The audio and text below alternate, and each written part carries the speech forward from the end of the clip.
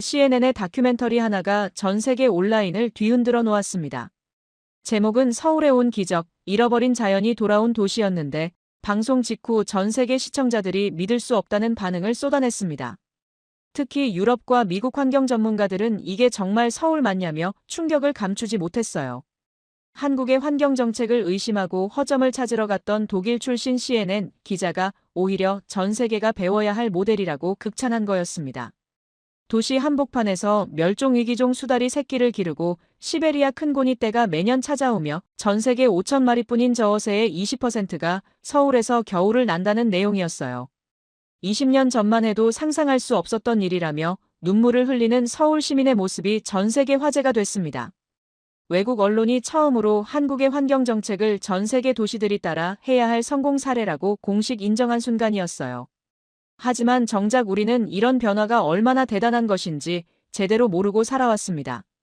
대체 우리가 모르는 사이에 한강에서 무슨 기적 같은 일이 벌어진 건지 외국 전문가들은 왜 그토록 감동받았는지 궁금하지 않으십니까? 어떻게 된 일인지 지금 바로 알아보겠습니다. 잠깐만요. 혹시 지금 어디서 듣고 계신가요? 구독과 좋아요 미리 눌러주시면 건강하고 행복한 기운 듬뿍 받으실 거예요. 저는 마야 렌츠입니다. CNN에서 12년간 환경 다큐멘터리를 제작해왔어요. 아마존에서 사하라까지 지구 곳곳의 생태 파괴를 카메라에 담았습니다. 새벽 3시 애틀랜타 CNN 본사 편집실. 저 혼자 남아 모니터를 응시하고 있었어요. 화면에는 서울 한강의 겨울 풍경이 반복 재생되고 있었습니다. 얼어붙은 강 위에 수천 마리의 새들이 떠 있었어요. 청둥오리, 흰뺨 검둥오리, 기러기 떼까지. 도심 한복판에서 벌어지고 있는 광경이었습니다. 말도 안 돼. 저는 화면을 멈췄어요. 확대했다가 되감았다가 반복했습니다. 겨울의 도시 강에서 이런 일이 벌어질 리 없어요. 특히 서울 같은 대도시에서 말이죠. 분명히 어딘가 조작된 부분이 있을 겁니다. 그때 편집실 문이 열렸어요. 로버트 헤인즈가 들어왔습니다. 58세, CNN에서 20년간 일한 베테랑 프로듀서였어요. 아직도 그거 보고 있어? 로버트는 화면을 힐끗 보며 말했습니다. 또 아시아발 이미지 세탁이군. 이미지 세탁이요? 저는 고개를 들었어요. 당연하지. 도시에서 철새가 겨울을 난다고. 로버트의 목소리는 냉소적이었어요. 분명 어디선가 데려와서 풀어놓은 거야. 저도 같은 생각이었습니다. 환경 분야에서 과장된 홍보는 흔한 일이거든요. 특히 아시아 국가들은 더욱 그랬고요. 내가 가서 확인해보죠. 저는 제안했어요.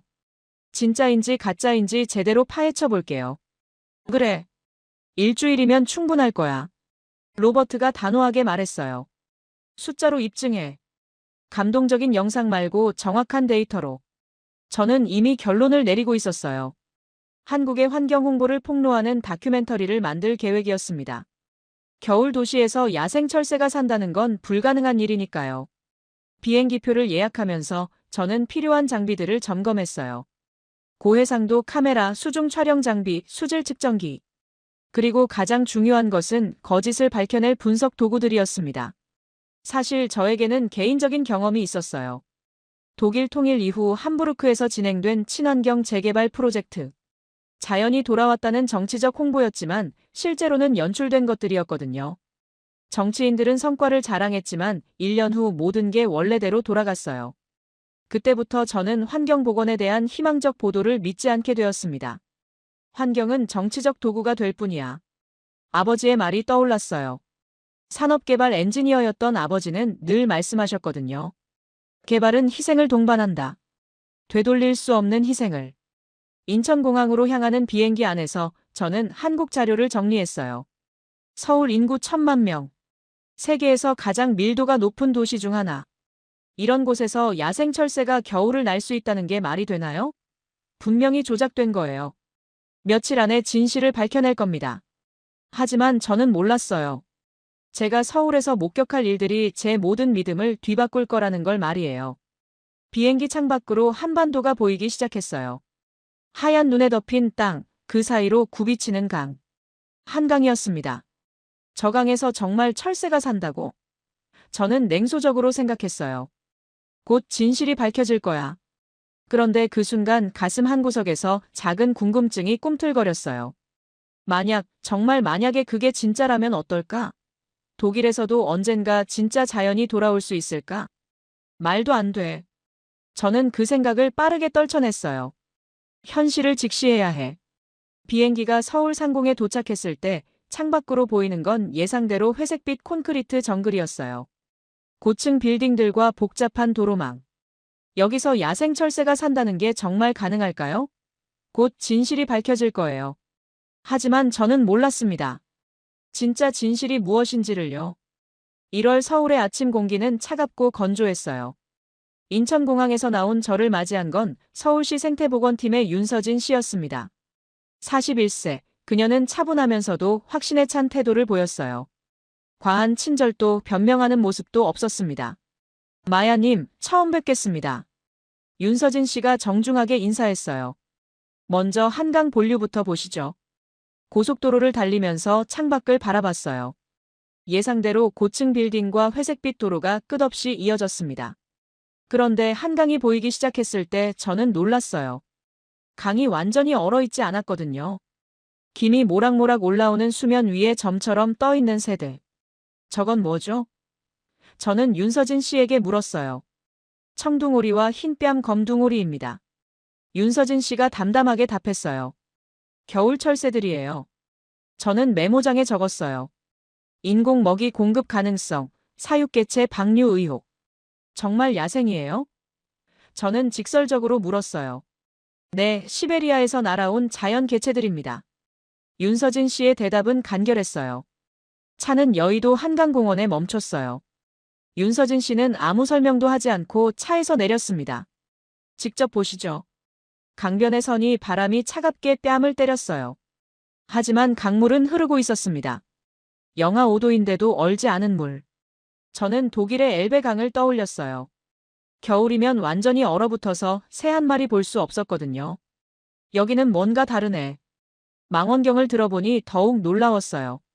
청둥오리, 흰뺨 검둥오리, 비오리까지. 수백 마리가 평화롭게 물 위를 헤엄치고 있었어요.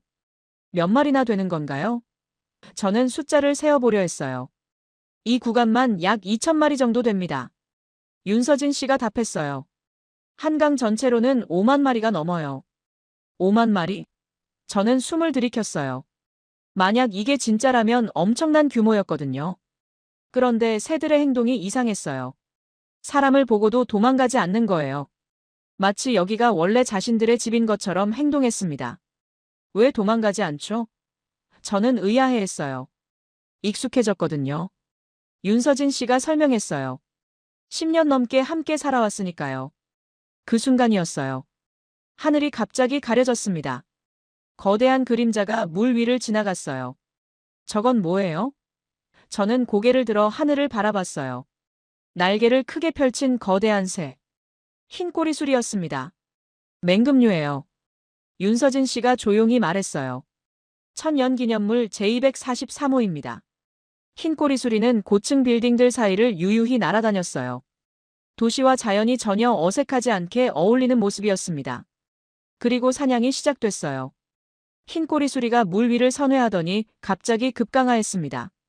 정확하고 망설임 없는 움직임이었어요.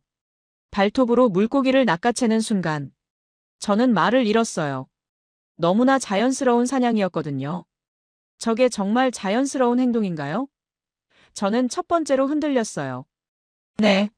매일 볼 수 있는 광경입니다. 윤서진 씨가 확신에 찬 목소리로 답했어요. 저는 카메라로 그 장면을 담으려 했지만 이미 흰 꼬리수리는 다른 곳으로 날아간 후였어요. 너무나 빠르고 자연스러운 움직임이었습니다.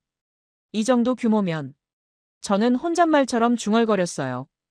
연출 비용이 말이 안 되는데 수백 마리의 새들을 겨울 내내 관리한다는 건 불가능에 가까워요. 게다가 맹금류까지 나타날 줄이야. 윤서진 씨가 조용히 말했어요. 겨울에 맹금류가 온다는 건 이 강이 살아있다는 뜻입니다. 그 말이 제 가슴에 와닿았어요. 살아있는 강. 독일에서는 상상할 수 없는 일이었거든요. 어떻게 이런 일이 가능하죠? 저는 솔직한 의문을 털어놨어요. 20년 걸렸어요. 윤서진 씨의 답은 간단했어요. 하지만 결국 해냈죠. 그날 첫 번째로 제 신념에 균열이 났어요. 만약 이게 정말 진짜라면, 20년간의 노력으로 도시 강의 생명이 돌아올 수 있다면, 저는 로버트에게 보낼 첫 번째 리포트를 머릿속으로 정리했어요. 규모가 예상보다 큽니다. 단순한 연출로 보기엔. 하지만 아직 확신할 수는 없었어요. 더 많은 것을 봐야 했습니다. 더 확실한 증거가 필요했어요. 그날 밤 호텔에서 저는 창밖을 바라봤어요. 한강이 보이지는 않았지만 어딘가에서 수천 마리의 새들이 잠들고 있을 거라는 생각이 들었어요. 정말 그들이 자연스럽게 이곳에 왔을까요? 내일은 더 자세히 알아봐야겠어요. 새벽 6시 윤서진 씨가 호텔로 마중 나왔어요. 오늘은 새들이 가장 활발한 시간을 보여드릴게요. 우리는 중랑천 합류 지점으로 향했습니다. 차창 밖으로 보이는 한강은 새벽 안개에 쌓여 신비로웠어요. 여기가 철새들의 핵심 서식지입니다. 윤서진 씨가 차를 세우며 말했어요. 강변에 내리니 발밑에서 얼음이 얇게 깨지는 소리가 났어요. 하지만 물은 여전히 흐르고 있었습니다. 김이 모락모락 올라오는 수면. 망원경을 들어보니 놀라운 광경이 펼쳐졌어요. 청둥오리, 흰뺨 검둥오리, 비오리들이 떼를 지어 헤엄치고 있었습니다. 수백 마리가 넘어 보였어요. 정말 많네요. 저는 감탄했어요. 아직 시작도 안 했어요. 윤서진 씨가 미소를 지었어요. 조금 더 기다려보세요. 10분 정도 지나자 하늘에서 날갯짓 소리가 들렸어요. 멀리서 새떼가 날아오고 있었습니다. 기러기 떼였어요. 비자 형태로 정렬해서 날아오는 모습이 장관이었습니다. 각각의 날개 길이만 1미터가 넘어 보였어요. 저건 뭔가요? 저는 흥분해서 물었어요. 큰고니입니다. 윤서진 씨가 답했어요. 시베리아에서 날아온 거예요. 시베리아에서요? 저는 믿기 어려웠어요. 그 먼 곳에서 여기까지 날아온다니. 큰고니 떼는 강위를 한 바퀴 선회한 후 천천히 물 위로 내려앉기 시작했어요.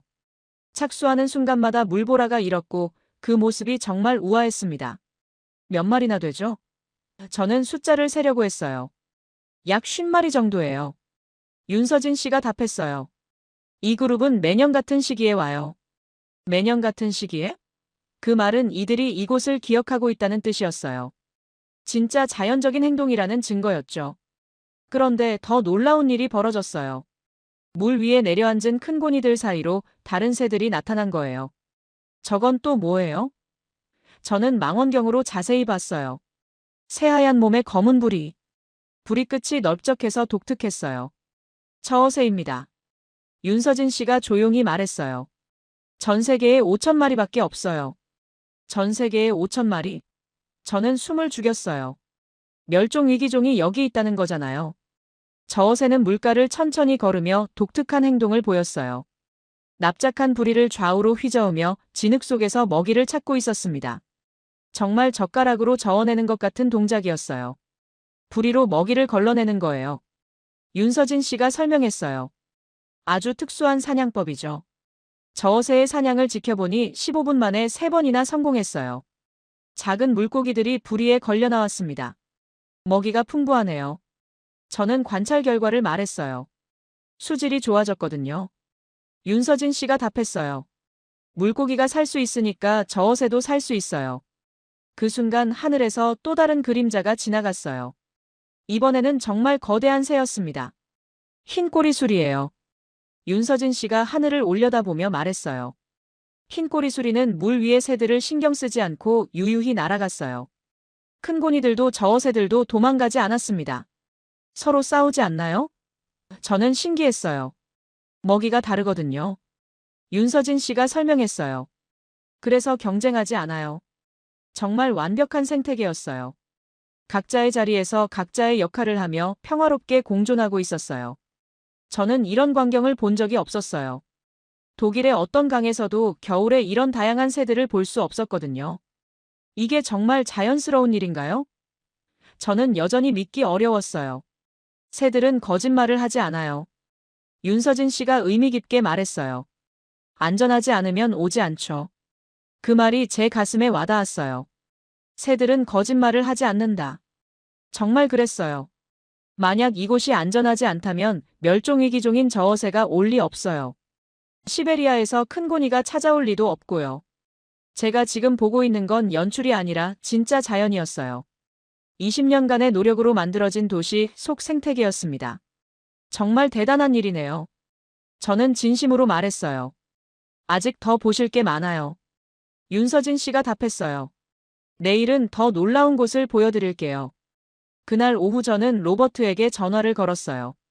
로버트, 이건 생각보다 복잡해요. 뭔 소리야? 조작 증거 찾았어?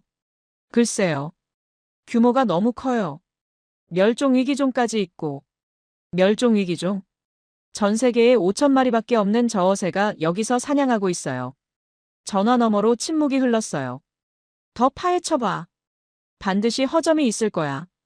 로버트가 단호하게 말하고 끊었어요. 하지만 저는 이미 흔들리고 있었어요. 새들의 자연스러운 행동, 다양한 종들의 완벽한 공존. 이 모든 걸 연출할 수는 없을 테니까요. 혹시 제가 틀렸던 걸까요? 도시에서도 진짜 자연이 살아갈 수 있는 걸까요?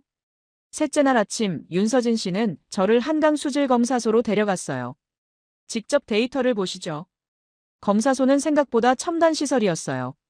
각종 분석 장비들과 현미경, 실시간 수질 모니터링 시스템까지 갖춰져 있었습니다. 벽면에는 20년간의 수질 변화 그래프가 걸려 있었어요. 그 수치들이 제 눈을 사로잡았습니다. 1990년대 한강 수질은 4급수였어요. 수질검사소 김연구원이 그래프를 가리키며 설명했어요. 지금은 2급수까지 개선됐습니다. 4급수에서 2급수로. 저는 그래프를 자세히 봤어요. 정말 꾸준한 상승 곡선을 그리고 있었습니다. 2급수면 어느 정도 수준인가요? 저는 구체적인 기준을 물었어요. 물고기가 서식할 수 있는 수준입니다. 김연구원이 답했어요. 철새들이 먹이를 찾을 수 있는 최소 조건이죠. 연구원은 현미경 아래 물 샘플을 놓았어요. 직접 보세요. 현미경을 들여다본 순간 저는 놀랐어요. 작은 물벌레들과 플랑크톤들이 활발하게 움직이고 있었거든요. 생명이 가득한 물이었어요. 이 정도면 완전히 살아있는 물이네요. 저는 감탄했어요. BOD 수치도 보세요. 김연구원이 다른 자료를 보여줬어요. 1990년 BOD 8.5ppm에서 현재 2.1ppm까지 떨어졌어요. BOD는 생물화학적 산소 요구량이에요. 숫자가 낮을수록 물이 깨끗하다는 뜻이죠. 4분의 1 수준으로 개선된 거였어요. 어떻게 이런 개선이 가능했나요? 저는 진짜 궁금했어요. 하수 처리장 확충, 공장 폐수 단속, 시민들의 협조까지. 윤서진 씨가 설명했어요. 20년간 포기하지 않은 결과예요. 그래프를 더 자세히 보니 2010년 이후 급격한 호전을 보였어요. 특히 질소와 인 수치가 크게 줄었습니다. 부영 양화도 해결됐네요. 저는 전문적인 관점에서 분석했어요. 네. 녹조 현상이 거의 사라졌어요. 김연구원이 답했어요. 그래서 투명도도 높아졌고요. 투명도 데이터를 보니 평균 1.2m에서 2.8m로 개선되어 있었어요. 물고기들이 살기에 충분한 수준이었습니다. 그때 제 핸드폰이 울렸어요. 로버트에게서 온 영상통화였습니다. 마야, 어떻게 돼가? 로버트의 목소리는 여전히 의심스러웠어요. 데이터를 보고 있는데요. 저는 조심스럽게 답했어요. 데이터? 숫자는 얼마든지 조작할 수 있어. 로버트가 냉소적으로 말했어요. 하지만 20년간의 연속 데이터예요. 저는 그래프를 보며 말했어요. 이 정도 일관성은 조작하기 어려워요. 그럼 실제 생물들은 봤어? 네. 플랑크톤부터 철새까지 다 봤어요. 풀어놓은 거 아니야? 저는 대답할 수 없었어요. 하지만 마음속으로는 확신이 서고 있었거든요. 이 정도 규모와 다양성은 연출로 불가능해요. 더 파헤쳐봐. 로버트가 단호하게 말하고 통화를 끊었어요. 김연구원이 또 다른 자료를 보여줬어요. 어류 조사 결과도 있어요.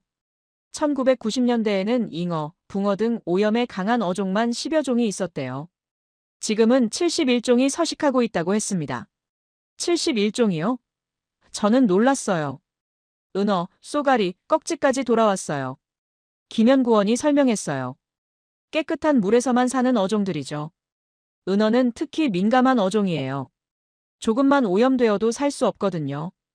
그런 어종이 돌아왔다는 건 정말 놀라운 일이었어요. 새들의 먹이가 풍부해진 거네요. 저는 생태계의 연결고리를 이해했어요. 맞아요. 물고기가 많아지니까 철새들이 와요.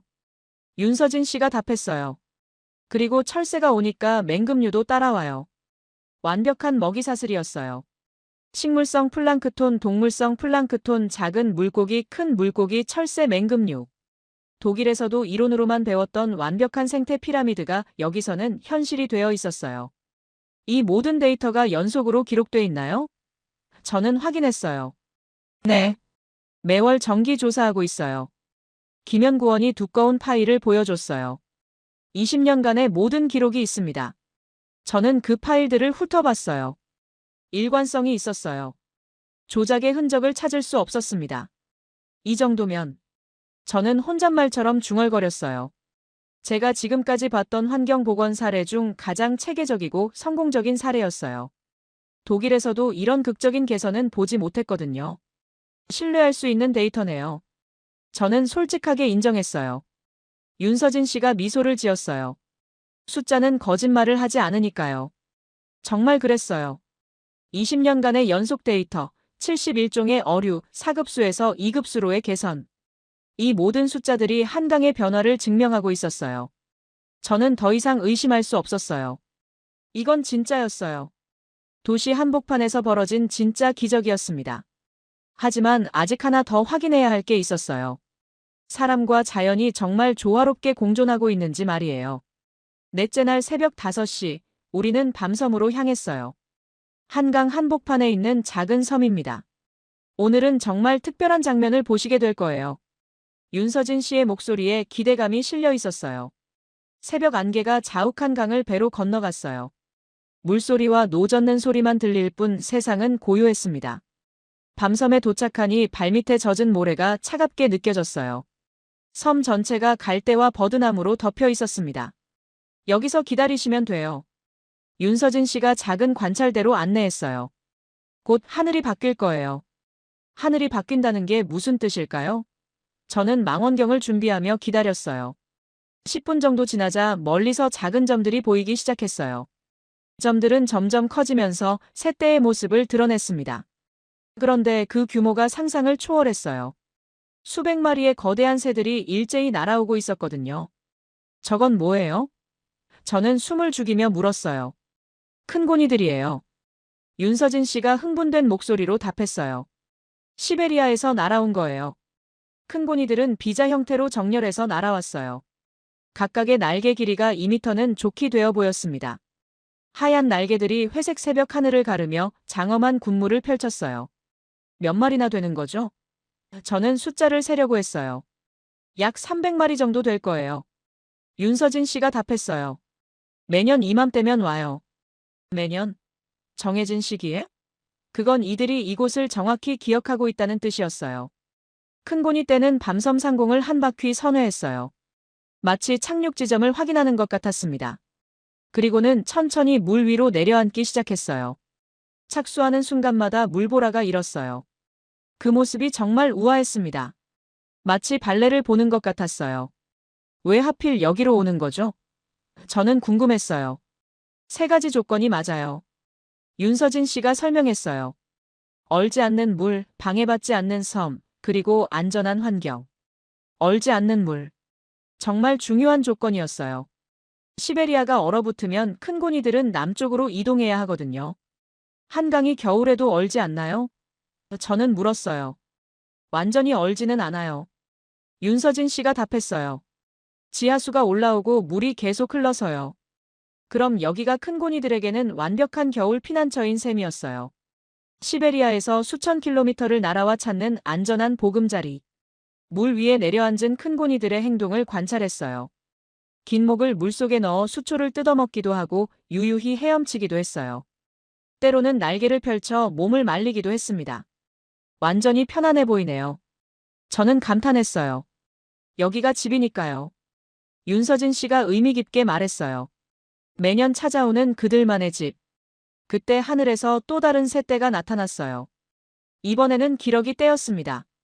큰 고니보다는 작았지만 역시 수백 마리가 되었어요. 쇠기러기들이에요. 윤서진 씨가 설명했어요. 이들도 정기 방문객이죠. 기러기들은 큰 고니들과 약간 떨어진 곳에 착륙했어요. 서로 영역을 존중하는 것 같았습니다. 30분 정도 지나자 해가 완전히 떠올랐어요. 아침 햇살이 새들의 깃털을 비추니 정말 신비로웠어요. 마치 천사들이 내려앉은 것 같았습니다. 매년 같은 시기에 와요? 저는 확인했어요. 네. 11월에 와서 3월까지 머물러요. 윤서진 씨가 답했어요. 벌써 15년째 반복되고 있어요. 15년째 같은 패턴. 이건 우연이 아니었어요. 큰 고니들이 한강을 완전히 신뢰하고 있다는 증거였죠. 같은 개체들인가요? 저는 더 궁금했어요. 일부는 같아요. 조류들은 같은 길을 기억해요. 윤서진 씨의 설명이 인상적이었어요. 한번 안전한 곳을 알면 계속 찾아와요. 그 말을 들으니 더욱 감동적이었어요. 시베리아에서 서울까지 수천 킬로미터의 여행. 그들에게 한강은 믿을 수 있는 겨울 안식처였던 거예요. 갑자기 큰 고니 한 무리가 일제히 날아올랐어요.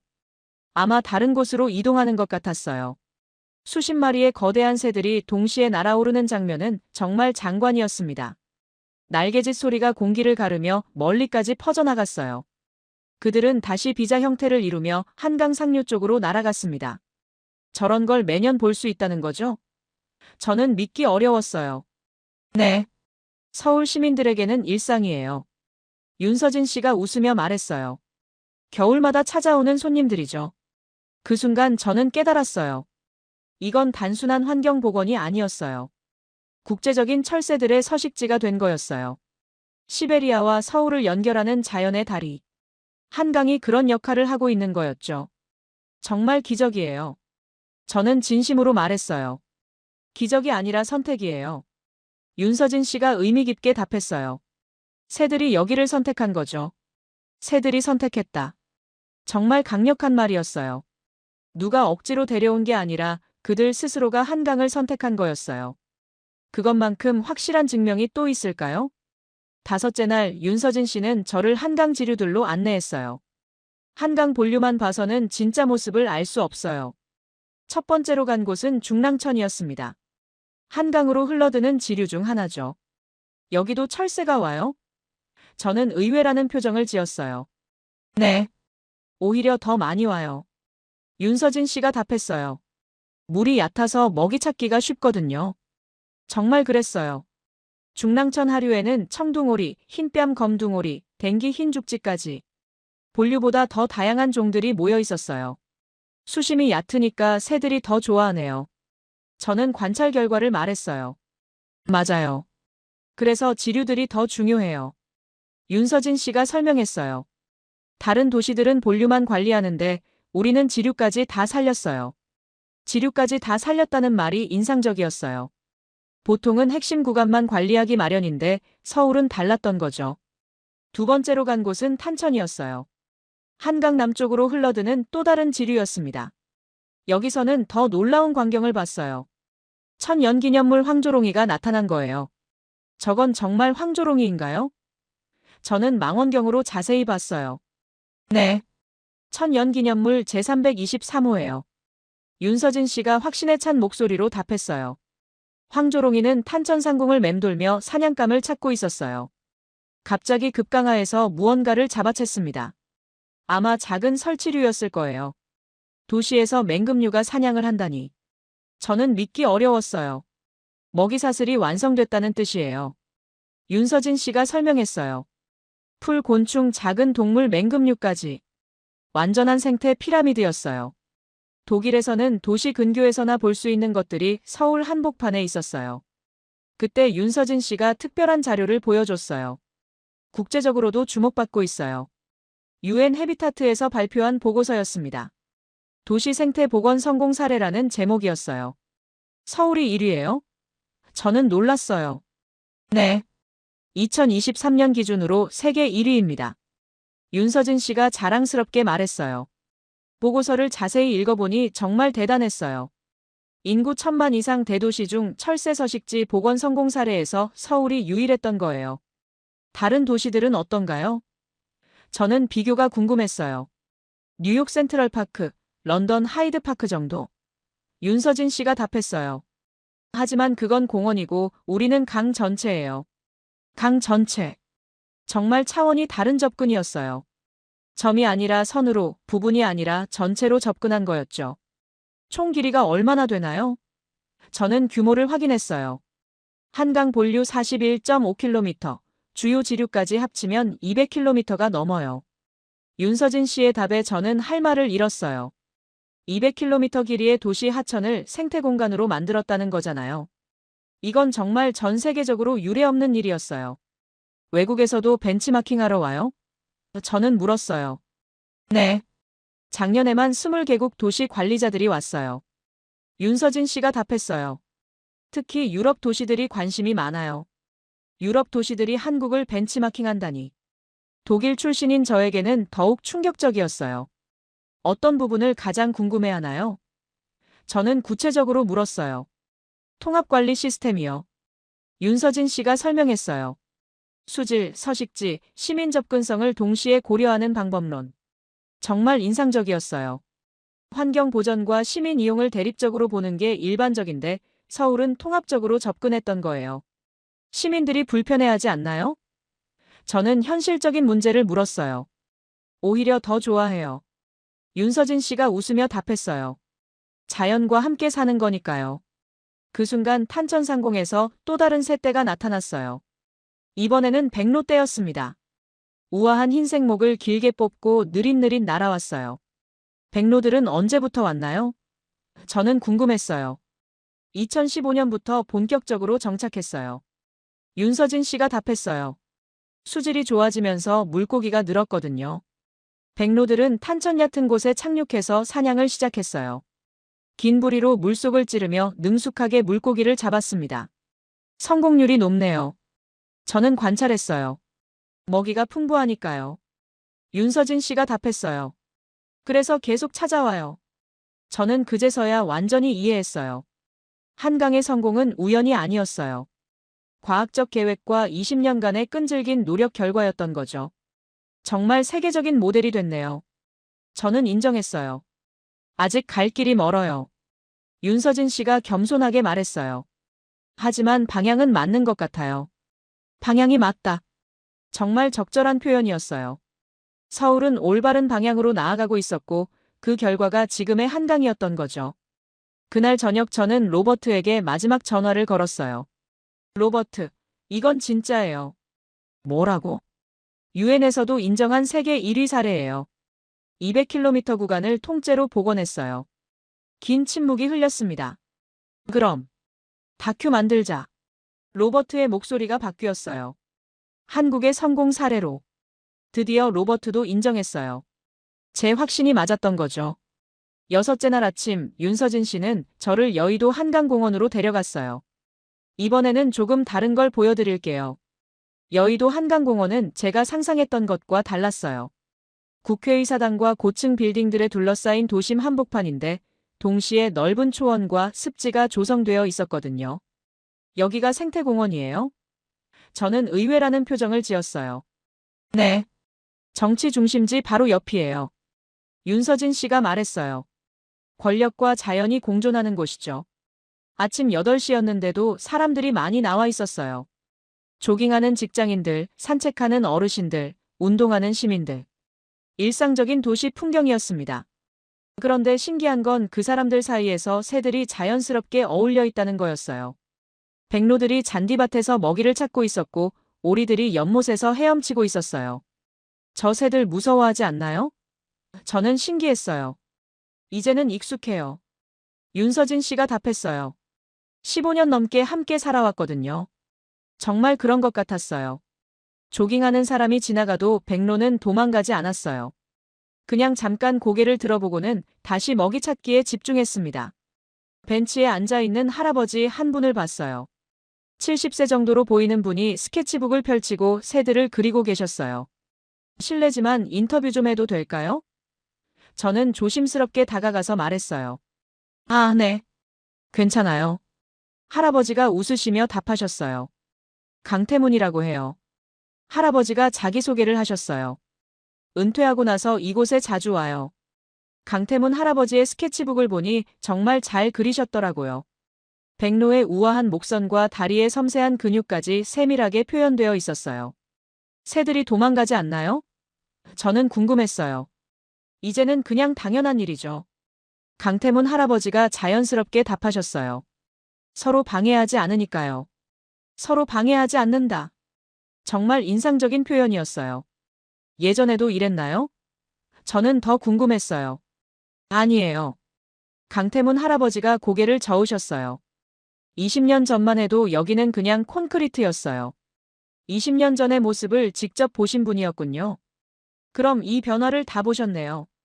저는 말했어요. 네. 처음에는 믿기 어려웠어요. 할아버지의 목소리에 감회가 실려 있었어요.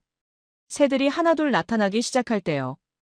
그때 백로 한 마리가 할아버지 바로 앞으로 걸어왔어요. 마치 그림 모델을 자청하는 것 같았습니다. 자주 저러세요? 저는 웃으며 물었어요. 매일 와서 그려주니까 익숙해진 것 같아요. 할아버지가 미소를 지으시며 연필을 들어 올리셨어요. 50년 전에는 여기서 개구리를 잡았어요. 할아버지가 그리시면서 말씀하셨어요. 그 소리가 다시 들릴 줄은 몰랐어요. 개구리 소리가 들려요? 밤에 와보세요. 할아버지가 웃으시며 말씀하셨어요. 개구리 합창단이 연주해요. 50년 만에 다시 들려오는 자연의 소리. 할아버지에게는 잃어버린 어린 시절이 돌아온 거였어요. 우리는 공원을 계속 둘러봤어요. 곳곳에서 시민들과 자연이 조화롭게 공존하는 모습을 볼 수 있었습니다. 태극권을 하는 할머니들 옆에서는 오리 가족이 평화롭게 헤엄쳤고, 축구하는 아이들 근처에서는 갈매기들이 먹이를 찾았어요. 누구도 특별히 신경 쓰지 않네요. 저는 관찰 결과를 말했어요. 그게 진짜 공존이에요. 윤서진 씨가 답했어요. 서로를 의식하지 않는 것. 정말 그랬어요. 의도적인 보호나 특별한 관심이 아니라 그냥 자연스러운 일상이었어요. 점심시간이 되자 직장인들이 도시락을 들고 나와 벤치에 앉았어요. 그 옆에서는 비둘기들이 혹시 떨어질 음식을 기다리고 있었어요. 하지만 직장인들은 일부러 먹이를 주지는 않았어요. 적당한 거리를 유지하면서 평화롭게 공존했습니다. 저게 가장 이상적인 관계네요. 저는 감탄했어요. 과도한 간섭도 무관심도 아닌. 윤서진 씨가 동의했어요. 자연에게 공간을 주되 스스로 살아갈 수 있게 하는 것. 오후에는 초등학생들이 소풍을 와서 선생님의 설명을 듣고 있었어요. 아이들이 새들을 신기해하면서도 조용히 관찰하는 모습이 인상적이었어요. 어릴 때부터 자연과 함께 자라는 세대네요. 저는 말했어요. 그래서 미래가 밝아요. 윤서진 씨가 희망적으로 말했어요. 자연스럽게 배우니까요. 해질 무렵, 우리는 다시 강태문 할아버지를 만났어요. 여전히 그림을 그리고 계셨는데, 이번에는 석양을 배경으로 한 새들의 실루엣을 그리고 계셨어요. 하루 종일 여기 계셨어요? 저는 놀라며 물었어요. 가끔 그래요. 할아버지가 웃으시며 답하셨어요. 여기 있으면 마음이 편해져요. 이런 풍경이 계속 유지될까요? 저는 마지막 질문을 했어요. 사람들이 지켜주면 괜찮을 거예요. 할아버지가 확신에 찬 목소리로 말씀하셨어요. 이미 20년을 지켜왔잖아요. 20년을 지켜왔다. 정말 의미 깊은 말이었어요. 아무것도 특별한 게 없어 보이는데 그게 가장 특별한 거네요. 저는 깨달았어요. 맞아요. 윤서진 씨가 웃었어요. 평범해서 더 위대한 거죠. 평범해서 더 위대하다. 서울 한강의 진짜 성공은 바로 이것이었어요. 거창한 구호나 특별한 시설이 아니라 일상 속에 자연스럽게 스며든 자연이었던 거죠. 그날 밤 호텔에서 저는 정말 감동적인 리포트를 썼어요. 서울에서는 시민과 자연이 진짜로 공존하고 있다. 특별한 노력 없이도 자연스럽게 어울려 살아가고 있다. 이것이 진정한 생태도시의 모습이다. 이제 확신할 수 있었어요. 이건 조작이나 연출이 아니라 진짜 삶이었어요. 20년간의 노력으로 만들어낸 새로운 도시 문화였습니다. 마지막 날 밤, 윤서진 씨는 저를 다시 한강 하구로 데려갔어요. 마지막으로 들려드릴 소리가 있어요. 밤 9시, 주변은 완전히 어둠에 잠겨 있었어요. 멀리서 도시의 불빛들이 반짝였지만 강변은 고요했습니다. 달빛이 물면에 은빛 물결을 만들고 있었어요. 여기서 뭘 기다리는 거죠? 저는 궁금했어요. 조용히 들어보세요. 윤서진 씨가 속삭였어요. 처음에는 아무 소리도 들리지 않았어요. 그냥 바람이 갈대를 스치는 소리뿐이었습니다. 도시의 웅웅거리는 소음도 멀리 들렸고요.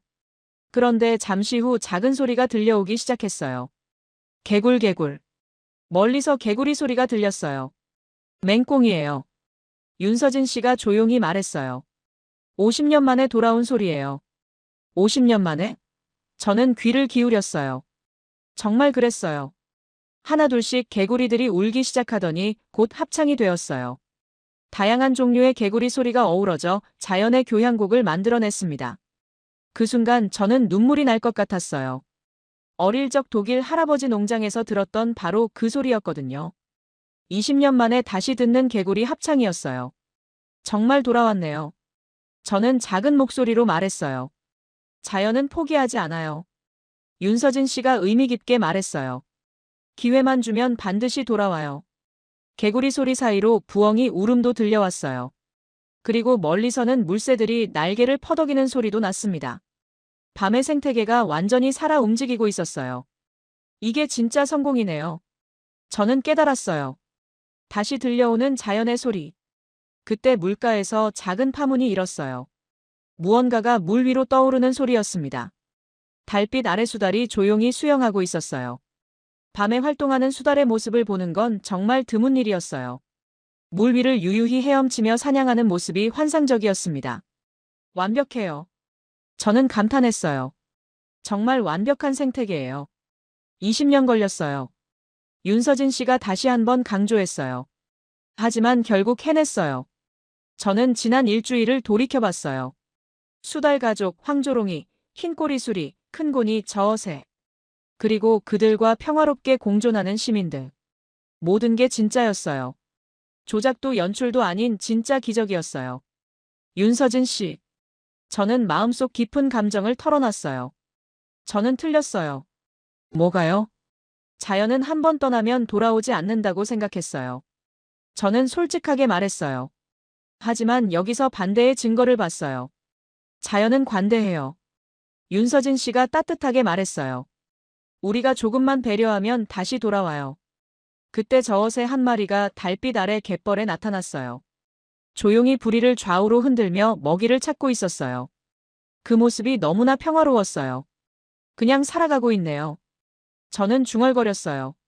그렇게 조용히 서울은 회복된 게 아닙니다. 윤서진 씨가 의미심장하게 말했어요. 회복되게 만든 겁니다. 회복되게 만들었다. 그 말이 제 가슴 깊이 와닿았어요. 자연은 스스로 회복하는 게 아니라 사람들의 노력으로 회복되는 거였어요. 20년간의 인내와 노력이 이 기적을 만들어낸 거였습니다. 정말 대단한 일이에요. 저는 진심으로 말했어요. 한참을 그 자리에 앉아 있었어요. 개구리 소리, 부엉이 울음, 물새들의 날개짓 소리. 모든 소리가 하나의 교향곡을 이뤘어요. 눈을 감고 들어보세요. 윤서진 씨가 말했어요. 저는 눈을 감았어요. 그랬더니 소리가 더욱 선명하게 들렸어요. 어릴 적 농장에서 들었던 그 소리들이었어요. 잃어버린 줄 알았던 자연의 목소리였어요. 이건 기적이에요. 저는 눈을 뜨며 말했어요. 조용해서 더 위대한 기적이에요. 윤서진 씨가 웃었어요. 시끄러우면 새들이 도망가거든요. 조용해서 더 위대하다. 정말 적절한 표현이었어요. 그날 밤 저는 마지막 리포트를 썼어요. 로버트에게 보낼 최종 보고서였습니다. 서울 한강생태복원은 성공했다. 이것은 조작이나 연출이 아니라 20년간의 노력으로 이뤄낸 진짜 기적이다. 수달, 큰고니, 저어새, 흰꼬리 수리까지 모든 동물들이 자연적으로 서식하고 있다. 시민들과도 완벽하게 공존하고 있다. 이것은 전 세계가 배워야 할 모델이다. 한번 파괴된 자연도 충분한 시간과 노력이 있으면 완전히 회복될 수 있다는 증거다. 생명은 포기하지 않는다. 기회만 주면 반드시 돌아온다. 리포트를 다 쓰고 나서 저는 창밖을 바라봤어요. 서울의 밤 풍경이 보였지만 이제는 다르게 보였어요. 고층 빌딩 사이로 새들이 날아다니는 게 보이는 것 같았어요. 로버트에게 전화를 걸었어요. 로버트, 저예요. 마야, 어떻게 됐어? 모든 게 진짜였어요. 잠깐의 침묵이 흘렀어요. 한강생태복원은 완전한 성공이에요. 세계가 주목할 만한 성과예요. 정말이야? 네, 확신해요. 이건 정말 대단한 이야기예요. 그럼 다큐멘터리 만들자. 전화를 끊고 나서 저는 다시 창밖을 바라봤어요.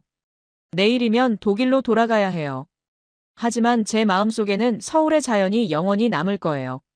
독일에서도 언젠가 다시 생명들이 돌아올 수 있을까요? 이제는 그럴 수 있을 거라고 믿어요. 서울에서 본 기적이 다른 곳에서도 가능할 테니까요. 자연은 정말로 포기하지 않아요. 그리고 사람들의 노력으로 언제든 다시 시작할 수 있어요. 20년이 걸려도 30년이 걸려도 말이에요. 그날 밤 저는 정말 깊은 잠에 빠졌어요. 꿈속에서는 독일 엘베강에 다시 새들이 날아다니고 개구리들이 합창하고 있었어요. 그리고 그 모든 소리 속에서 저는 평화롭게 웃고 있었습니다.